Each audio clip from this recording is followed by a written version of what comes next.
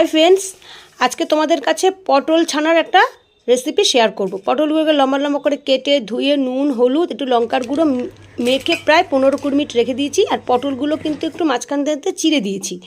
তারপরে একটা মশলা তৈরি করেছি, সেটা টমেটো দুটোকে ভালো করে সিদ্ধ করে নিয়েছি। সিদ্ধ করে চোকলাটা ছাড়িয়ে টমেটো, আদা, লঙ্কা, জিরের গুঁড়ো, ধনের গুঁড়ো দিয়ে মিক্সিতে মশলাটা করেছি। তারপরে ছানা রেখেছি, ছানাটাই কিন্তু এখানে আসল। তার পটলগুলোকে ভালো করে ভেজে তুলে রেখেছি। রেখে কড়াইতে গরম মশলা, শুকনো লঙ্কা ফোড়ন দিয়েছি, দিয়ে মশলাটা ঢেলে দিয়েছি। দেওয়ার পর খুব ভালো করে মশলাটা কষিয়েছি, চিনি দিয়েছি, নুন দিয়েছি, হলুদ দিয়েছি, আর একটু মিষ্টির পরিমাণটা বেশি দেবা। একটু কাশ্মীর লঙ্কার গুঁড়ো দিয়েছি যাতে রঙটা সুন্দর আসে। তারপর পটলগুলোকে দিয়ে নাড়াচাড়া করে ছানা দিয়ে দিয়েছি। ছানাটা দিয়ে একটু বেশি নাড়াচাড়া করিনি। তারপরে এটাকে একটু ঘি দিয়ে নামিয়েছি। ঘিটা তোমাদের সাথে শেয়ার করতে পারলাম না।